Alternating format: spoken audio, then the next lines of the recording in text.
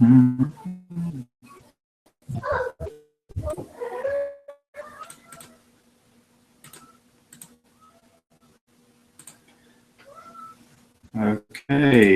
so Cebu Expat live video. Me today because we got about GMT, didn't I? Because being in Spain, I'm actually an hour ahead, which basically meant I had to get ready an hour earlier. Down to that being that getting software ready simply wasn't ready on time because there was still some setting up to do. Which I haven't got any videos on, but I'm hoping that's not because I messed up on the hours. As the saying goes, it's 7 o'clock somewhere in the world. But anyway, I'll start off with some of the questions that come in from John Betts. His first question was, how can I open a Philippine bank account in the US prior coming to the Philippines? The actual answer to this, I'll actually put the links in at the bottom. But the reality is you need to open a bank account in person. And the easiest way of doing this in the US is you look for a bank that has an association with the PNB, Philippines National Bank. You look for HSBC because they are banks operating in the Philippines, but they have limited branches. So when you have to update stuff, be aware you could end up having to travel to Cebu, for example. You could be miles away. I've got a friend who has to do that. It comes up to Cebu from CDO, etc. So it's a fair old trek. That's his nearest branch. The other one is Citibank. Citibank is probably going to be one of the easiest, but basically all three of these you have to go in person. HSBC, you have to be a Premier account customer. I think they call it an advanced customer. An advanced customer has a minimum balance of 100,000 pesos. A Premier, you need 4 million pesos. That's the balance they want sat in there as the minimum to get some of their extras. Part of that being, though, with the HSBC, I believe you get the Premier access to their airport lounges and stuff if you're a regular flyer. So that's one advantage of having a 4 million pesos out there. But would 4 million pesos be better off somewhere else, is the other question. So I hope that answers your question, because you need to talk to each bank. They have slightly different ways of doing it, but every one of them will say, come into the branch. They don't really clear cut it online because they have different reasons for different countries. I remember looking at HSBC for Bulgaria many years ago because I was looking at buying some rental property for students. Now, if you've got any more questions on that, just fire them away. The next one is plane tickets. Do you need it for your stay? Well, basically, could you get a ticket for September when you're due to leave in October? Not October. Let's go backwards, not forward. Let's say you arrived in July and your ticket's for September. The answer is it's not going to be accepted because your visa is for 30 days or 59 days. They are not going to accept that. It's got to be within the time period that you have a visa for. I will say, though, a lot of people will say, oh, but the Philippines don't really check on the ticket. They don't. I'll tell you who does, though. Couriers. I've had mine checked by, Qatar Airways check it. They check in Heathrow before they let you fly, because if you can't afford your ticket back, the courier has to pay for it. So that's where you're likely to hit that stumbling block when they want to see the ticket, because the courier is more stringent than the Philippines themselves. One thing I would say, though, you don't need a Philippines ticket back to your home country. I personally would look for the special offers in the region, say going from Clark Air Base to Kuala Lumpur or from Davao to Singapore, you just need a ticket. It's an exit ticket. It's not a ticket to your home country. You can get tickets from about $50. Sometimes there's even cheaper deals. The throwaway tickets, you're never going to use it, but all the ticket if you're leaving the country. It's not a forced margin, question of impression. It's only been the couriers. Doesn't mean they won't ask somebody somewhere down the line. It just means that generally they don't. But I guarantee if you don't have a ticket, you're going to be the one guy that gets caught. For $50, it's just not worth the aggravation. Next question relates to visas. Is it 29 days or 30 days? Back when I went to the Philippines originally, it was only 21 days. The answer is 30 days. The reason people are getting confused, I believe, is they forget the day they arrive, because it starts from the day you arrive in the country, not the following day. So they're saying 29 days because they're on about 29 days after you arrive. But the reality is day one is the day you stand in the Philippines. That's when your visa starts. I think you extended this question a bit more, actually.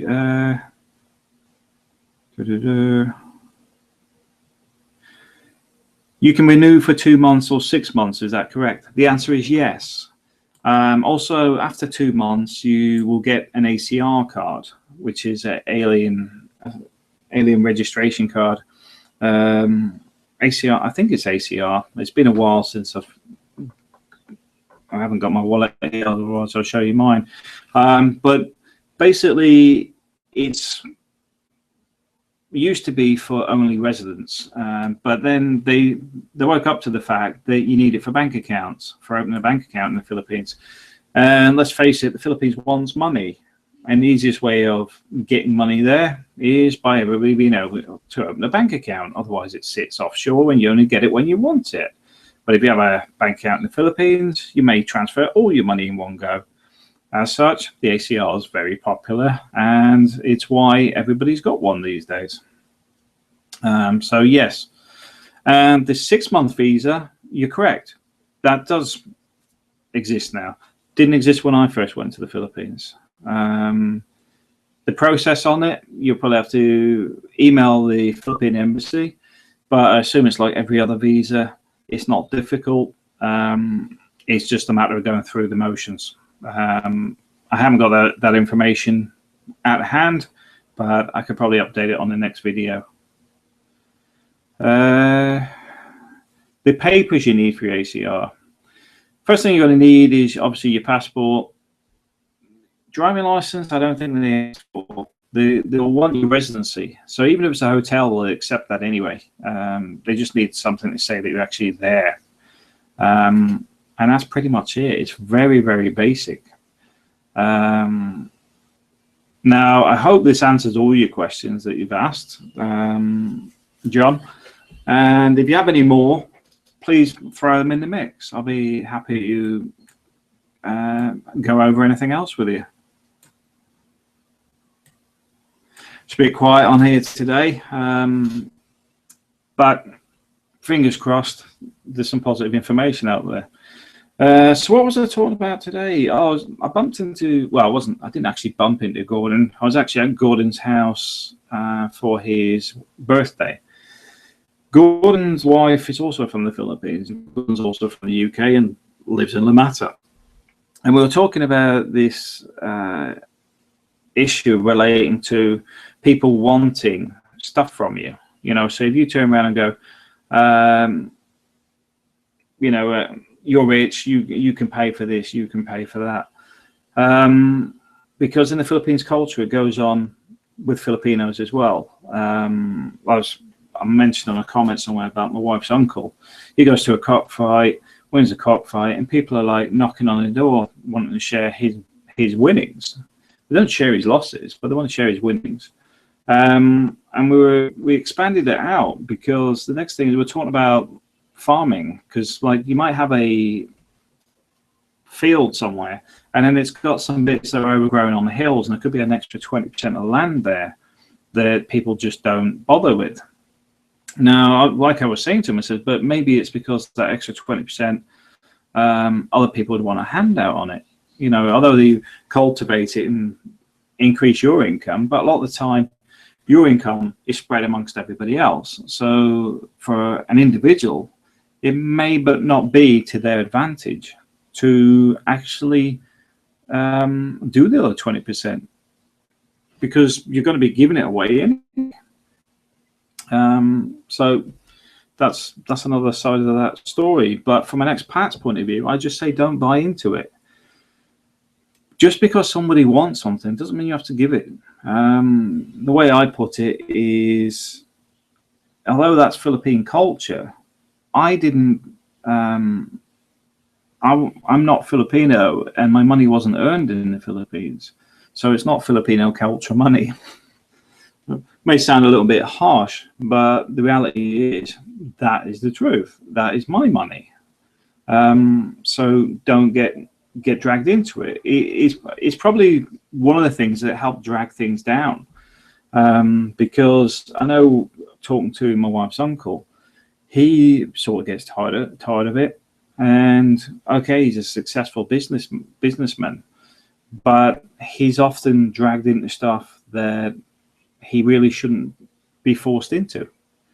The reality is that because he goes cockfighting and wins, doesn't mean he should have to hand out to people that spent all weekend on the Tanduay and got no money this week.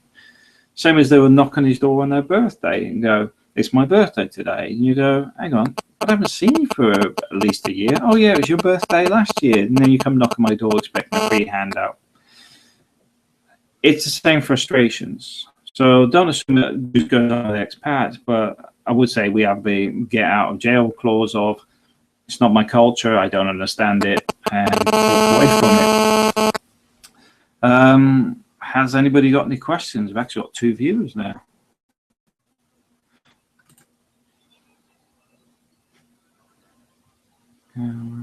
Control room. Okay, still very quiet. I'm not sure where the questions and stuff are on this software, by the way. This is Google Hangouts. This literally is the first time I've used this software. So if I can't actually see where the questions are coming in, it's because I literally cannot see where the questions are coming in.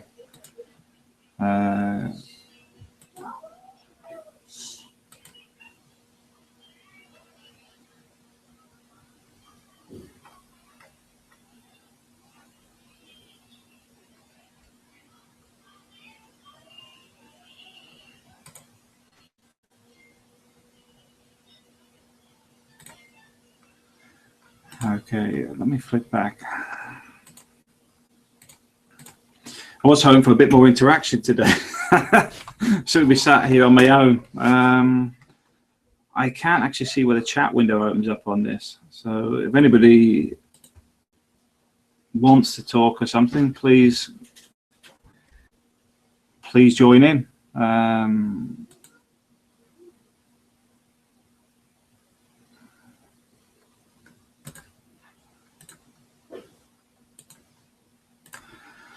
Okay, all right, I'll set my own.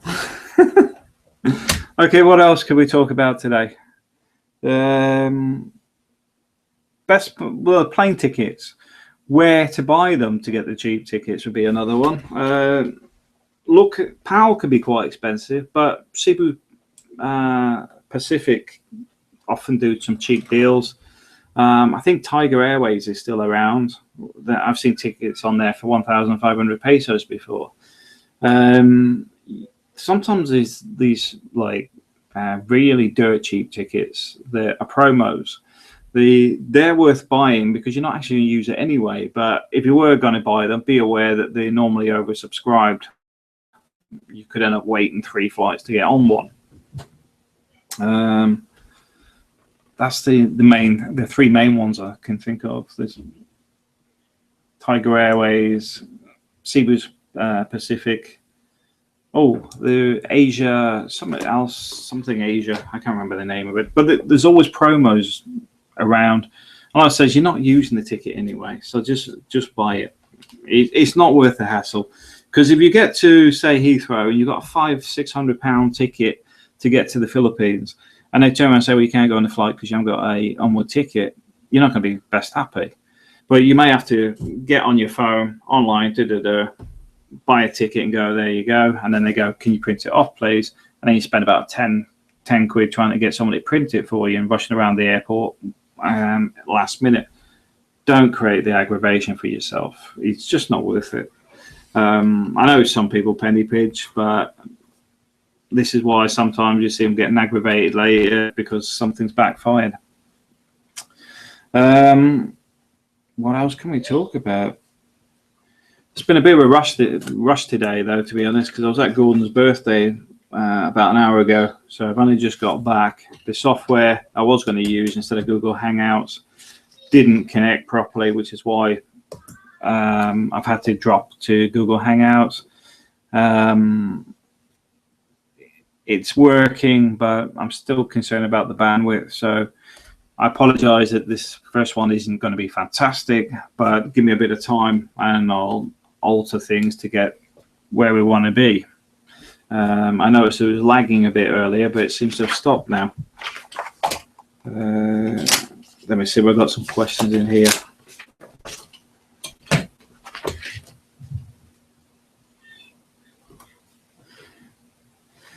Keeping loved ones safe in the Philippines. One of the things I would say about the Philippines is there's a lot of hazards there that people don't acknowledge. You'll get people that will say, oh, the Philippines is safe. Gordon brought this up today, actually, where somebody was actually, they're driving along in a car, and there was a little something on a post, on a telegraph post or something, which was a bit of a memorial type thing. And what it was is somebody had wanted somebody's job, and it was a government official job. And basically somebody had come up behind this guy with a pillion passenger on a motorbike and just killed the guy, just shot him dead. Now, bear in mind, what Gordon found a bit bizarre is it had never come up in a conversation before. Now, this is the important bit. This stuff happens all the time. If you're in your own town, you will find not many murder stories going in your newspaper. You will find not many mentions of burglaries, robberies, etc., etc.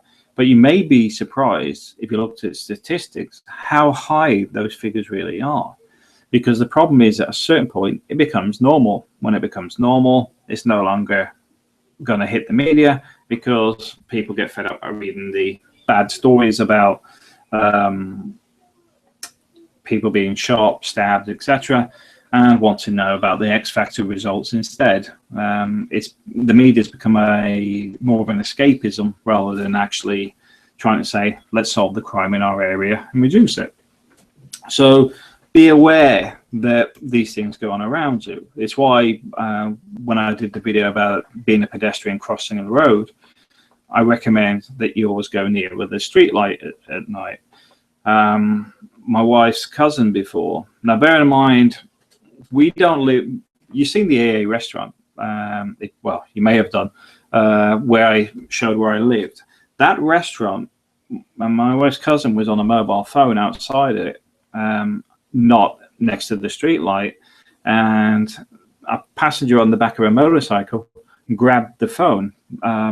She didn't let go. She was actually dragged up the road for a fair bit before she let the phone go, which is where a family argument happened over the fact of, like, what are you doing? You know, the phone's only going to cost like 1,000 pesos or something to replace. It'll cost more than that. Medical bills, for being scuffed up the road, don't worry about it. We'll get another phone. But the main thing is, keep yourself safe. And that's why I say streetlights, always stand under them. Don't stand away from them. Don't stand in the shade. Even with trucks, I'll be honest with you, Minglanilla, though it's fairly safe, I don't walk behind trucks at night on the footpath. I will go on the outside, even on the road, to keep on that side. It may sound a bit extreme, but it's those sort of things that can actually make the difference between getting robbed or not, because that one time you don't do it is the one time someone will be there ready to rob you. So it's all these little things that is a change of culture for many people. It's just seeing things as a bit more of a risk, because if you look at Iraq and things and places like that, the majority of things that happen to people are not in the green zones. They're not in the secure zones. They've met Dave, whatever. I'm not on about Dave from Australia. That was just Dave as a random name that's local in that community. Befriended him. They sit with him for dinner every day, not knowing that he's actually an insurgent. So when he invites him to his house, he's then kidnapped, because going to his house is outside of the camp, and he obviously won't tell anybody that he's going there because he's not supposed to, for obvious reasons. This is why you've got to be quite protective of yourself. And the same goes for your loved ones. Politics is a bad thing in the Philippines. It's very dangerous. And even the positive candidates, there's always stuff in the background. Personally, I would just say take a wide berth of it. I know there's one of the expats on the YouTube channels is running down the Philippines at the moment. And I know myself in the past, I've said, look, this is wrong. Why do they do this, etc. But I don't make it specific. Specifics where you start having problems. But I would say, though, just don't get into it, because it's hazardous for you, it's hazardous for the people around you, it's hazardous for your family. The same goes for showing your wealth. Don't let yourself stand out like a sore thumb. Don't wear blingy watches, gold chains, etc. Everybody gets really paranoid. And they have a right to, because people will shoot you for it. In Cebu, in Banilad, there has been multiple shootings over the years for mobile phones and handbags, and where people are waiting for taxis and stuff. Now that area is quite a wealthy area. There's a lot of nice restaurants in there. Say I go to Olio. Olio is that end of the town. It's where a lot of wealthy people go out, but that also makes them an easy target for motorbike riders. So you just need to be aware these things happen and protect yourself. Now, next thing I want to talk about is the local language. You don't need to pick it up straight away. I would recommend, if you're going to learn the language, do what I did. I started off in our little store, the Sari Sari store, which is a corner shop. And you'll get kids come up to you and go, ayo, ayo. And they'll want something, XYZ. You'll get the guy coming for cigarettes and go, phosphoro, which is matches. Where it gets funny is when somebody goes, Bear Brand, because there's certain words that aren't in Bisaya. Bear Brand is one of them. Another one is toothpaste. Toothpaste, people just go Colgate. Can I have Colgate? But the reason this works is your mind, eyes, and voice are all connecting with certain objects. So you start to go, okay, matches is phosphoro. The beer, grande is the big beer. You start connecting everything together. Now, from an expat point of view, these are stuff you're buying every day. So you actually connect what people are saying, the quantities, whether it's in kilos, 1 item, 2 items, 3 items, etc. You start to learn all this, because you think about it, because I'm doing it at the moment, doing the numbers, the days, the weeks, the years, the months, etc. is very, very boring. But if you're in the store and somebody is going, I want some matches, and you're going, point them out to me, and they go, phosphoro, phosphoro. And then, okay. And you'll remember it, because somebody's in your face saying, stop messing me about. Give me the message. And that's where it becomes quite easy to learn a lot of the words. And then you expand it out, because I don't know how many words I know in Bisaya, because I never actually learned it in like a structured form. I learned it like, like pull over, lugalang, passing your money forward, bayad. It's all words I pick up and phrases I pick up that become a conversational piece. It was quite funny where we had a load of people over, I think about 10 people, and they're all nattering to each other. And somebody speaking in Bisaya said to my wife, does your husband speak any, does he understand what we're saying? Or, like jokingly, it's just like, I know he doesn't understand. But then I responded to her in Bisaya, and the room just went total silence. It was really funny, because they're then thinking, hang on, what have I said for the last 10 minutes? What have I said something wrong? Because he knew what I was saying. And that's why, for myself, I prefer listening rather than speaking. The reason being is everybody tells you everything in front of them. And it's not that I'm analyzing people, it's just that it's much easier to sit there and absorb information. Like the incident where Gordon was on about, with that shooting. They'd known about it for ages. It was just that they were going past that point where it said, oh, that guy got shot there last year. Never even been mentioned in the house. He was never aware of it. So understanding what people are saying around you in their own language is a major advantage in the Philippines, because people will say everything, pretty much everything to you. You can hear taxi drivers trying to manipulate your wife to hike the price up. You can hear market vendors chattering away, and you can pretty much gauge a person by understanding what they're saying, because they don't hide it. It's like we pay for some of these expat services for private investigators. A lot of it, they'll take their girlfriend or whatever around, and they'll get them to go to the local store. And then like say little Jimmy is saying, well, I'm worried my wife is cheating on me, or my girlfriend's cheating on me. Well, the girlfriend of the private investigator will go to the store that's next to where that little Jimmy's partner lives. And so say, oh, do you know such and such? Oh, yeah, she lives over here. I said, oh, is she married to a foreigner or something? And the conversation starts, and then it'll be, oh, she's also got a Filipino boyfriend and all this sort of stuff. And it all comes to the surface very, very quickly. Because the fact is, everybody knows your business in the Philippines. I know I brought this up before, but it's true. If I was buying a car, pretty much everybody in my neighborhood would know I bought one, and probably the next 4 neighborhoods within 24 hours. It's just people have got nothing else to do. It's not an environment that has a lot going on in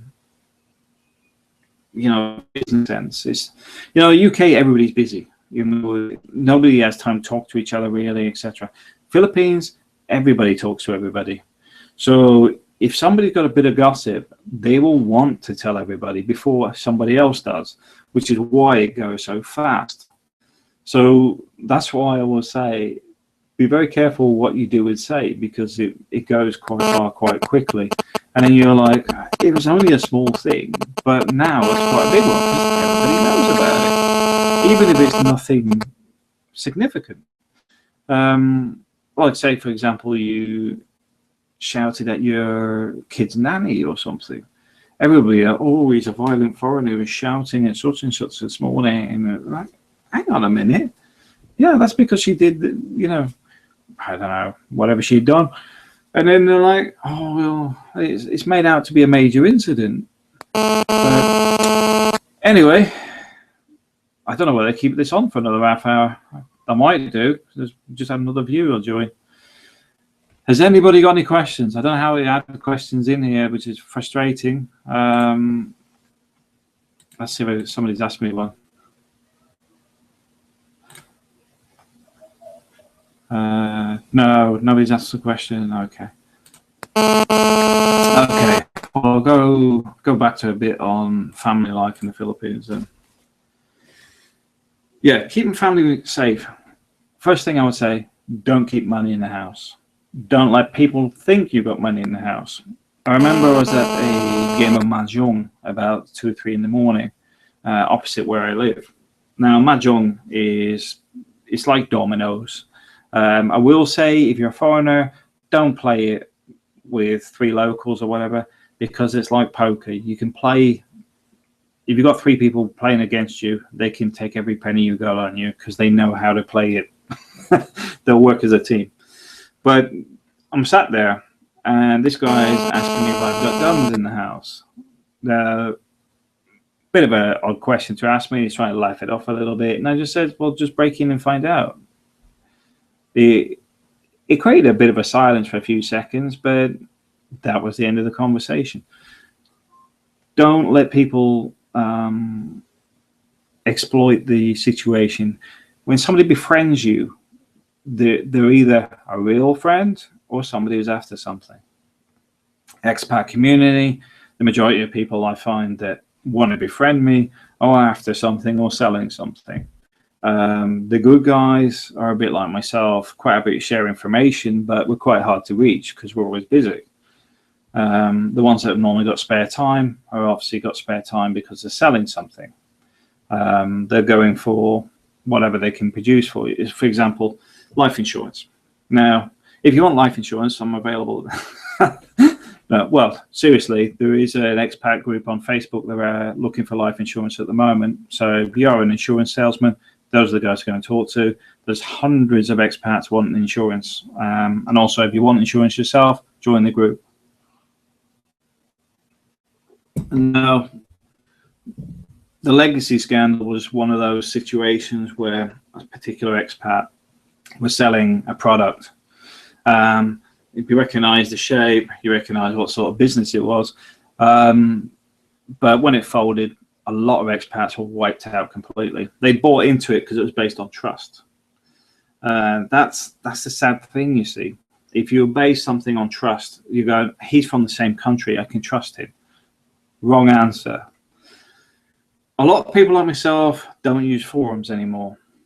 A lot of people like myself are difficult to find.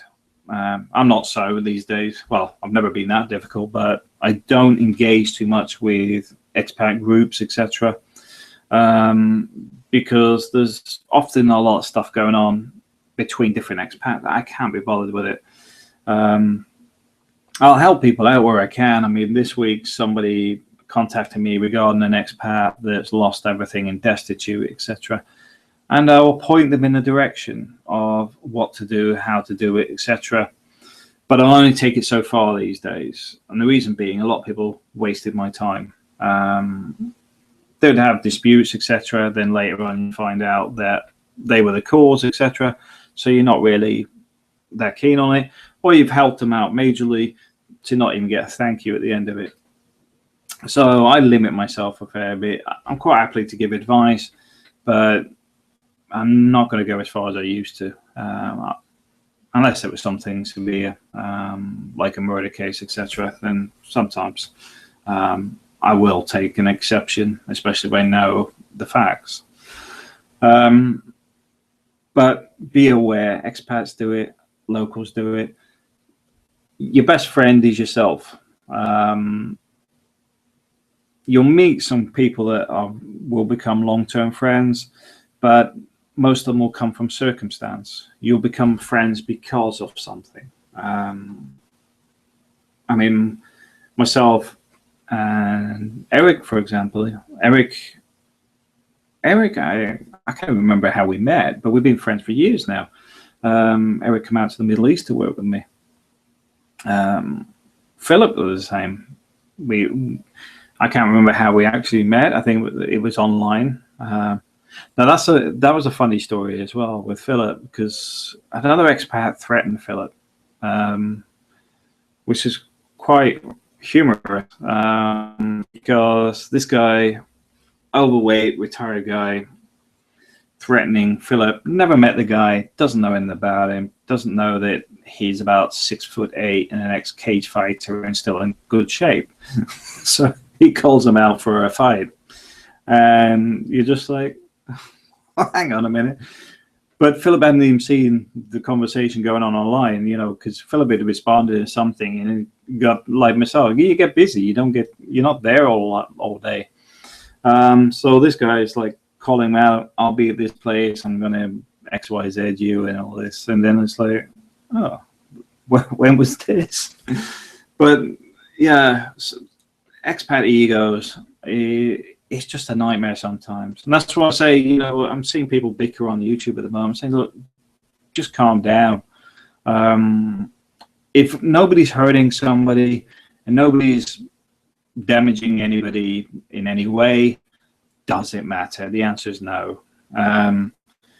Now, the expat advice stuff, I know there's different things that go on, because I used to get frustrated with some of it. I was like, well, come on, this is all basic stuff. But not everybody understands things the same way. Not everybody can absorb it in the same way, because official documentation I can do quite easily, but I frustrate myself because I don't like filling it in. Recently, we're doing it for the school here. So you fill out all the paperwork, address, everything, hand it over. Then they give you a form saying, can you fill this in? And you go in, but it's all on this form. Yeah, but we need you to fill this one in. But all the details are the same as the one I've just given you. You're going to spend me another 2 hours translating everything in Spanish and then filling in the same information. Yeah, but that's the process. Tedious. But at the same time, if somebody goes to the Philippines and I go, you go to immigration, fill in this form, here. There you go, give it to them. That's your visa sorted. Off you go. My wife gets frustrated when we doing that. But sometimes that's how quick I'll do it. Like she'll just say, slow down. So I can understand when somebody goes, well, they want to charge for giving some advice. They don't know that much, blah, blah. They know enough. They do. They really do. For somebody to fill these forms in the immigration, first thing they've got over me is they're currently in the Philippines. So when the immigration changes, they already have the new forms or can get it this week. So when this form comes out, it's like, okay, I'll help you fill it in. They might charge somebody $35 for that and an hour's worth of their time, but that's up to them. Personally, I wouldn't need it. Personally, I wouldn't pay for it, but it doesn't mean somebody else wouldn't. And it doesn't mean that they could go there. The security guard says, well, give me 500 pesos and I'll do it for you. You know, there is always somebody that'll help you. You don't have to pay the $35 people are quoting.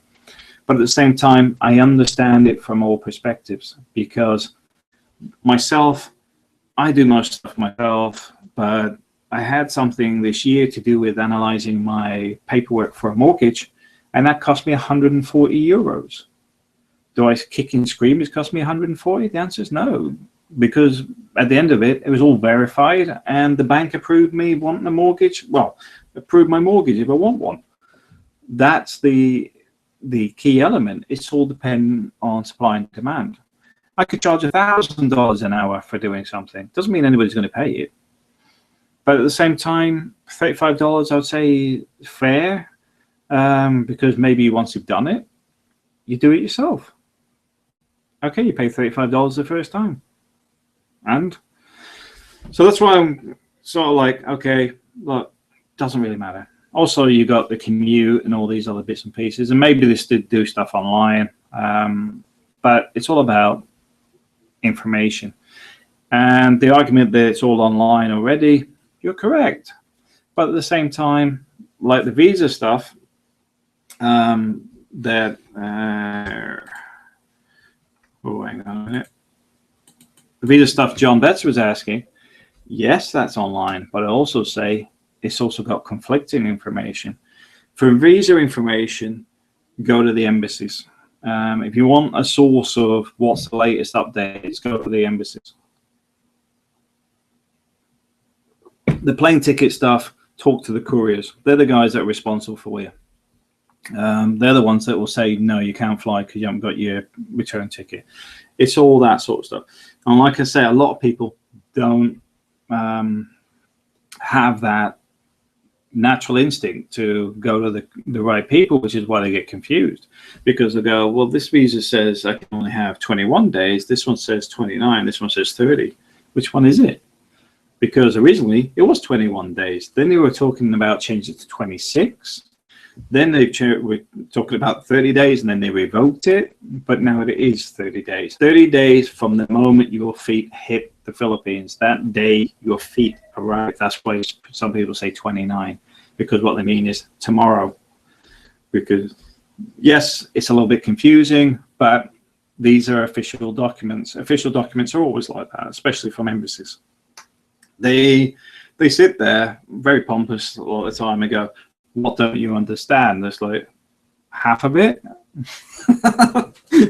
Because it's written in such a way that just to make it sound important, instead of just going, this 30 days begins the moment you arrive in the country. That day is day one. Simple paragraph like that or in brackets would make it very clear to every individual, but they do it on purpose. As I said with Spain, with my residencia, I said, how much money do you want in the bank? And they're going, well, I can't tell you. And you're like, well, you tell me, I'll get that amount in the bank. Just tell me. I can't tell you. And that's the only bit I needed for processing, but there is no set amount. Frustrating, but that's life. But this is what I'm saying. Sometimes people do need to pay for a bit of assistance, because if somebody's already on the ground, they may have the network I do. We have people pretty much everywhere. We're connected with immigration, police, etc., which is why when somebody has a problem, I can normally find them somebody. When there was a problem with somebody's ex-wife being, she's still his wife, she just disappeared with a load of cash and sold the business. It was me that used my network to actually get him a good lawyer, because he was getting fleeced every month for things that wasn't his responsibility. And the problem was, because they were taking all his money, he couldn't really afford the lawyer. But as soon as the lawyer was in there, he stopped the money being fleeced from him. Because what happened, you see, is as a foreigner, he can't own the business. So all the debts were the business. So his wife's disappeared. So who do they drag to court? The husband. But the husband's not responsible for the debts. So as soon as the lawyer went in there and says, I'll stop you there. He can't own the business. He's not even recognized as on the business. He's not recognized on the receipts. He hasn't signed for any of this either. It's not his problem. That's it. Simple as that. But that requires a lawyer. That requires somebody to know you're not legally responsible. And this is why, like I say, that $35 may sound a lot to some people, depending on what it is. But giving that advice saved my friend, I don't know, 20,000 pesos a month. Okay, the lawyer wasn't cheap, but at the same time, he got his life back, because otherwise they'd have just milked until there was no cash left. And this wasn't his debt. It was his wife's. It's still his wife's debt, because there's still people looking for her. So be aware, some advice is worth paying for. That's why I won't knock anybody on advice, because you don't know. A lot of stuff seems very simple to me, but at the same time, I understand that a lot of people are older than me, come from different backgrounds, they're not as well traveled, etc. So they may want that extra reassurance and assistance from somebody on the ground. An example of that was a friend of mine in Somalia. He was stopped at the border. Well, it was two friends of mine, and basically the local officials on immigration wanted to charge them for leaving the country. So their response was not to actually get angry or something, because they knew these guys wanted a payoff. is they sat down, got their books out, and said, okay, well, let us know when you're ready. And it was the fact that they just sat there and were prepared to wait for days if they had to, that the officials suddenly thought, I don't be sitting here all day. So they just let them go. They just stamped their paperwork and off they went. But it's all knowing how to deal with people. And that's why sometimes it is worth having this extra bit of funding for people on the ground. I've worked for large corporations. We have NGOs. NGOs has a completely different meaning in the Philippines, often relating to entertainment. But in the Middle East, they are people that are related to, connected with the immigration offices, etc., that will process your visas even when things are pear-shaped. For example, some of these countries take 3 months to get a visa, or even longer, but they can get it done in a morning because they don't sit at the desk waiting, you sit outside waiting for an hour or whatever. They don't have that. They go in, shake somebody's hand, and climb their way up the tree, find the right guy, and it's done and dusted. He comes back and says, there you go, off you go. Companies pay a lot of money for those services. So if companies will do it, I've got no issue with somebody on the ground paying for a service that actually helps them. Morally and ethically, is it okay to jump the queue like that? I won't engage on that. A lot of this is bureaucracy gone mad. It's nothing to do with they can't do it faster. They just don't. So what else have we got to talk about? Oh, food. One of my favorite hobbies. Organic farmers in the Philippines exist. And the reason I say this, because a few people have asked me about business ideas, and I keep talking about organics. Organics is a market that is going to continuously grow in the Philippines. The reason being is people are going overseas more, people are coming back wealthier. There's a lot of stuff going on. You've got retirees going there. You've got a lot more people doing global travel. In Cebu, you've got this new huge SM seaside, whatever they want to call it, complex with huge shopping mall and all these condos around it. All those are people with money in their pocket. Yes, I know there's the old false investment bubble thing going on as well, but I'm talking about people with cash available. They will have better feeding habits than the last generation. They will be interested in cheeses. They'll be interested in leaner pork, etc., etc. They're more interested in organics, the better quality food. So the market is growing. Now, one of the things I will mention is Market Man Manila. His blog is pretty well known, and the guy's pretty well known.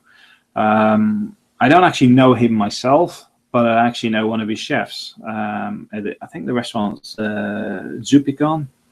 Somebody will correct me on that. It's a lechon, a pork restaurant. He makes he's very good for cooking advice and stuff, which restaurants to go to, but also he's connected with the organic stuff in the Philippines. So have a look at his blog. You'll get an idea and feel for the guy anyway. But he knows food. That's what I'm saying. I don't think he actually works in restaurants. He does own some restaurants, but I'm not sure what his original business is, because he's been quite successful online purely because I think he's invisible. So people can't really make a judgment on the person, because I don't think they actually know what he actually does for his real life living. What next? Weary of the media. This is a bit of a warning to a lot of expats, but also local community as well. Don't believe what you read in the papers. I'll be honest with you, when I look back at the Ella Joy murder case, you can see huge discrepancies at day one. I remember, I got the images for the alleged culprits online very quickly, because I went to the police station and got a copy. Then I scanned them and got them on the internet for them to be passed around in the hope that could help catch the perpetrators. You'll see looking at that, how bad the media went. They just went after the random foreigner, basically. So that's quite an important one, just because you'll be able to see and understand it if you go back to the beginning of that case, because you'll see how manipulated it was. But the important thing here is that is often what's going on.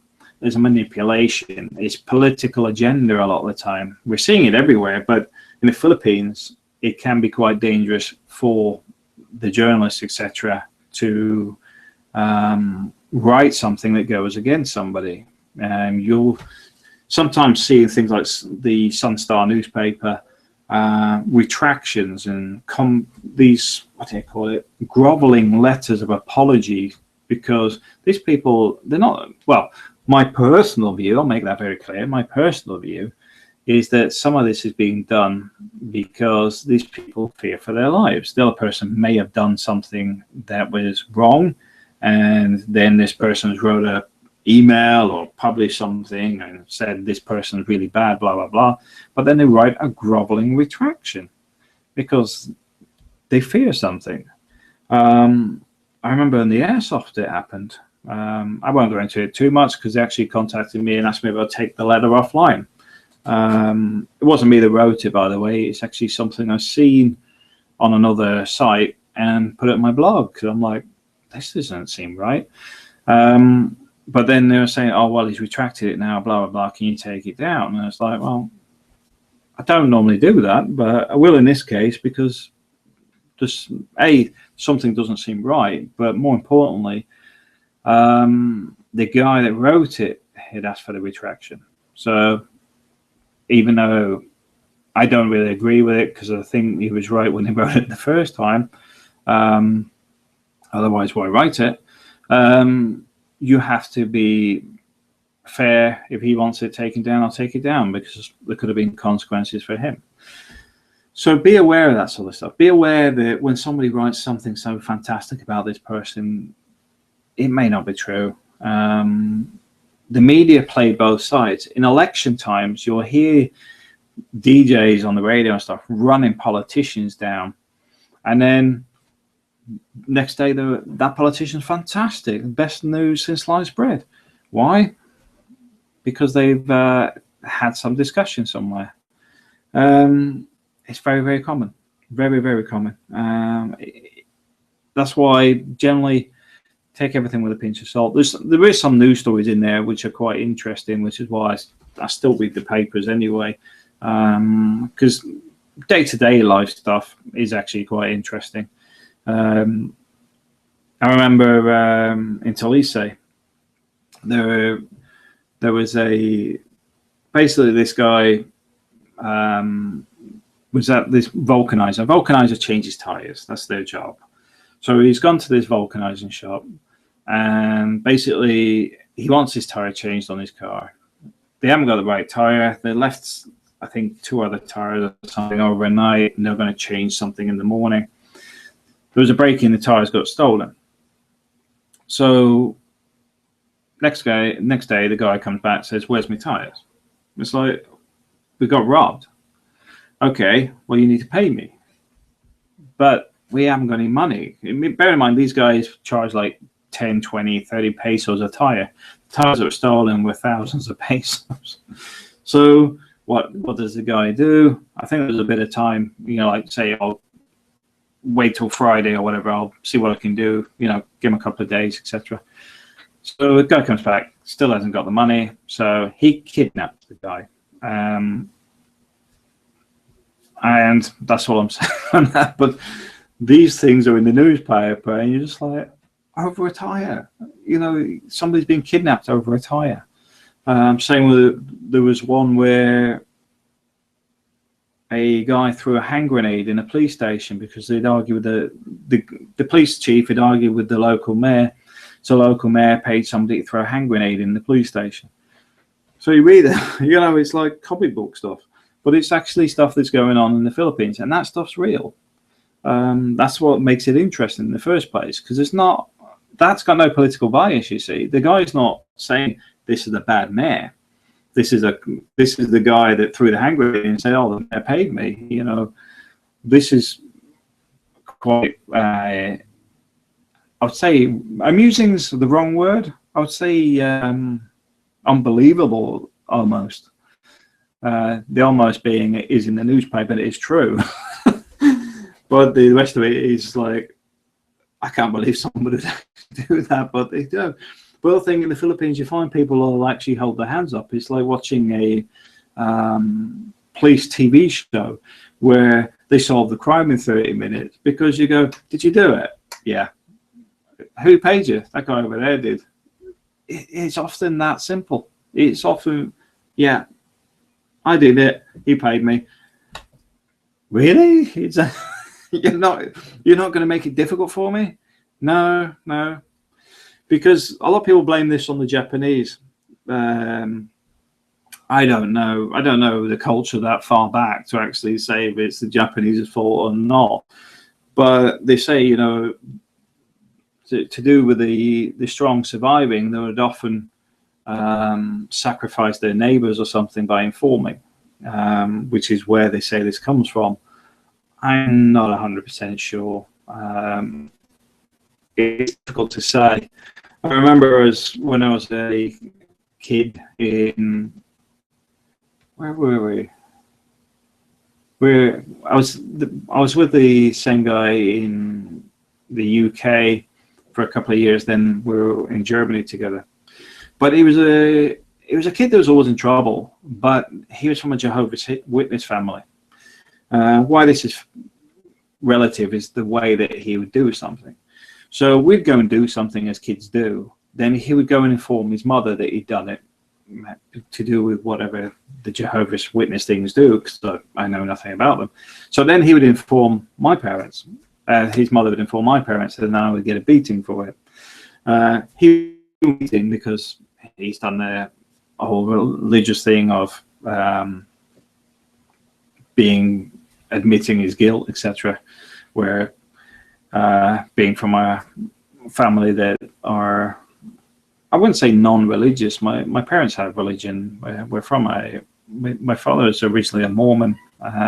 We're from generally a Protestant family. But the fact is that no problem with giving me a beating for it. But it's just bizarre because the whole thing was he would just own up to it. He wouldn't even, because there's no, I don't know, there's no even thought of reprisals or what do you call it? There's no negative thing going to happen to him out of it because he doesn't think about it. Because the whole fact is that the religion is telling him that you're not guilty. You know, speak and you repent all sins. So in his eyes, that's what he has to do. Why is this relevant? Philippines is a Catholic country. It could be something as simple as that they believe, okay, I committed the crime, but to repent, it begins with actually admitting you did it. So I don't know. That's my view on it, but that's what I would say. You just need to sit there and go, okay, he did it. So don't expect somebody to do something really crazy and you supported it and you're not going to get dragged into it. I'd say it's more likely somebody's going to admit it and turn around and drag you into it. And you may end up holding the bag, being the foreigner. This gets on to the next thing. The Philippines loves making stories out of foreigners. Foreigners are interesting because you've got to remember, people don't want to talk about politics too much if they can help it, because it can be quite a risky thing to be involved in. But talking about you, that's fine. Who's going to complain about you? Your embassy? I don't think so. I remember with the Ella Joy case, I wrote to the ambassador, not for just the Philippines, but the whole Asian region for the UK. He couldn't care less. He was just like, well, I'm sure they were doing their job, blah, blah, blah. And I'm like, what are you talking about? You know, is that is that the be all and end all? This is, I can rely on the UK to help this guy out because he's been accused of something he didn't do. Oh, well, I'm sure they're doing their job. Okay. I know how I rely on the UK. Not at all. So, yeah, be very aware that you may be on your own if you ever hit on something quite bad.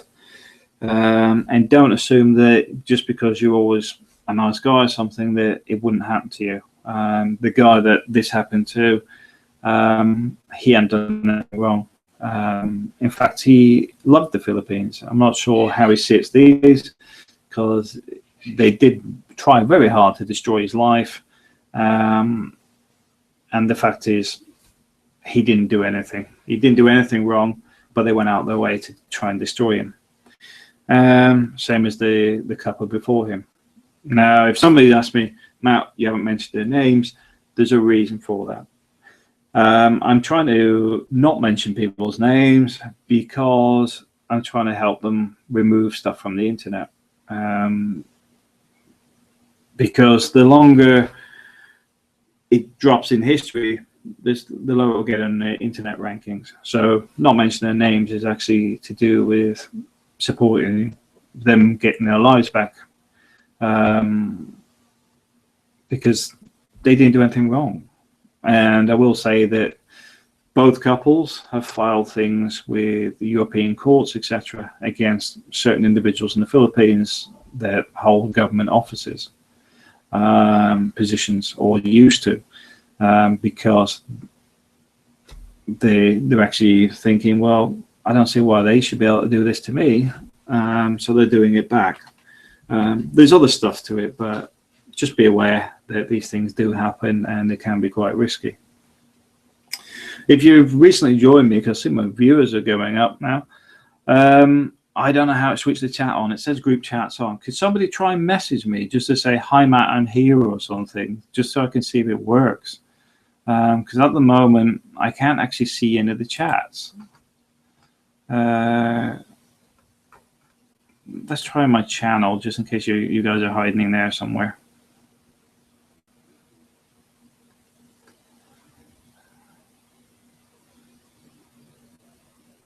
Because it does feel that I'm sitting on my own. Oh, there's so many people actually watching me. So let's try, where's my live views?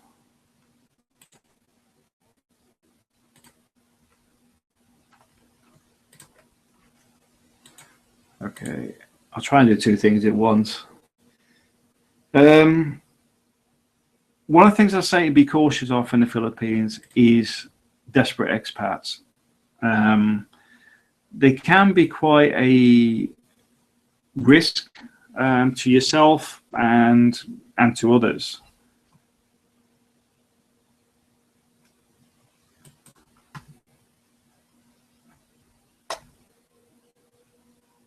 I see. Why has the comments got disabled on here? I apologize for this. The comments are disabled. I don't know if I can change that quickly.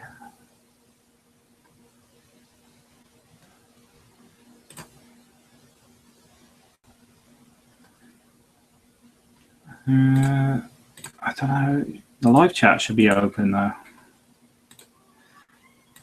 I might be boring for the next couple of minutes while I try and fix this. Let me try and talk about something else.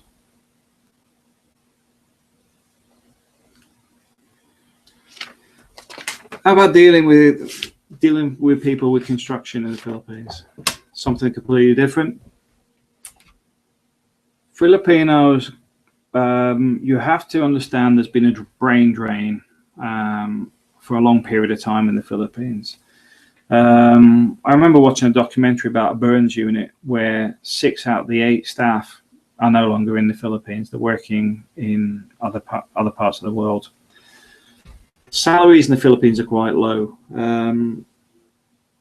If you're looking at a bank manager, it's only about 14, maybe 20,000 pesos a month, which in real money is, what's that? About £300 a month. It's nothing. So you can understand why people will go abroad. There's actually colleges in the Philippines that actually retrain doctors as nurses because it's easier for them to work as a nurse than as a doctor, and they'll get paid more as a nurse overseas than they will as a doctor in the Philippines, which is a bit of a concern. But I will also say that there's been a few things go wrong with people carrying out surgery and stuff that aren't licensed in the Philippines. Miriam, my #1 politician in the Philippines, Miriam Santiago, researcher, she's got her own website and stuff. Best person I like in the Philippines for politics because she's quite blunt, she's humorous, and she actually goes out of her way to try and get the next generation to actually embrace and force change. So big thumbs up from me. And I recommend her book as well, which I have, but I haven't got it here. Maybe I'll add a link at the bottom at the end so you can look at it. But if you're in the Philippines or anywhere else in the world, it's worth reading because her comments and stuff are quite funny. Her phrases are humorous. Now I still can't find this thing in the background, which is frustrating me because it's all me talking when I was hoping that this would actually open up an engagement between everybody.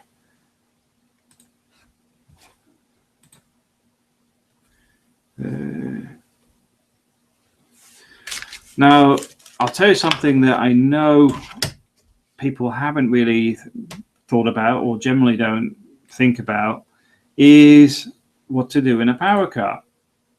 Now, the way we do it is we have a mango tree that actually sits at the back of our lot, and everyone goes and sits there. It's out in the open. You've got the air breeze coming from the field, etc. And the reason I mention this, if you're in a subdivision, you've got compounded heat in the concrete. You've got concrete roads, concrete buildings, and the gap between each building is about this wide. So you got compounded heat. Be aware that a power cut may last an hour, may last a day. In the metro areas, it doesn't normally go much further than that. But in the remote areas, some people can have no power for 2 weeks. I know talking to Chip, they're still getting their services back online from Typhoon Haiyan. So they've lost a lot of power. They've had power issues, telephone issues, internet issues for Typhoon Haiyan. What's that, 2-3 years now? So bear in mind, depending where you are, you can have these issues. We have a generator that will run electric fans, etc. It's one of these little Chinese ones. It's nothing exciting. People go, oh, they're not worth buying because of X, Y, Z. They are worth buying because they're cheap. They'll keep 2 fans going, run the TV, put the internet back on because we have a Smart Bro antenna. We can actually put the laptop and internet on and have all of that and lights because we put the Christmas lights on. They'll all run at the same time. So getting a small generator is worth doing. Yes, they're very tinny and cheap, but at the same time, if you invest in a big one, the chances of you using it are going to be quite slim on a regular basis, which means you're probably going to have more maintenance issues than it's worth. But also, if it seizes or gets damaged, you've lost a lot of money. A little generator, it's nothing. It's no hassles and can be quite useful. The other thing to do is get used to the fact that it could be quite hot or go off for long periods of time. I mean, what we do is we don't worry about it. We don't sit there going, right, I've got work to do on the computer. I'm sure it's going to be back in 10 minutes. I just write the day off. What we normally do, because we've had it with a call center where it's gone down. But like I said, because we were doing telesales at that time, if it goes down, I just write the day off. You know, we don't have any sales that day. It's not as if we're paying a client or anything. They're paying us for the lead. So if that loses money, it's not costing them a thing.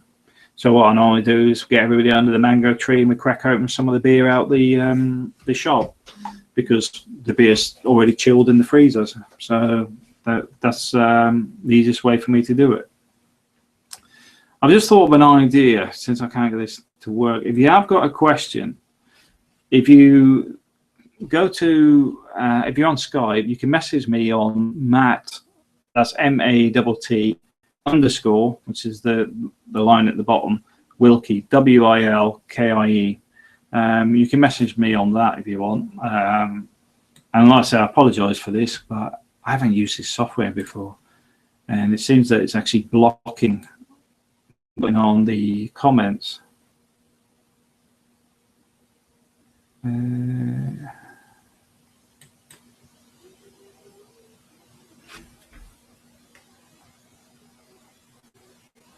Yeah, because I'm actually looking at the software in the background. It says enable live chat, so it is live.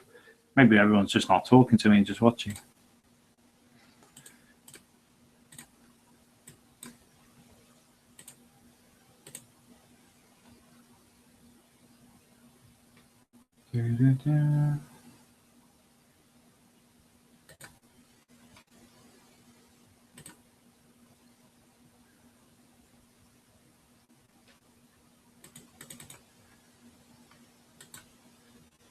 This is why you should spend a bit of time preparing before you put one of these live things on. Yeah, I've been busy the last few days, so I do really apologise. But the fact is that 7 to 10 people have been on here today. That shows that there is an interest in it, which is good. Getting the comments to go, it'll be the next thing, because having a bit of live interaction is why I did this. Anyway, I'll cut it off there because it's now run over a fair bit.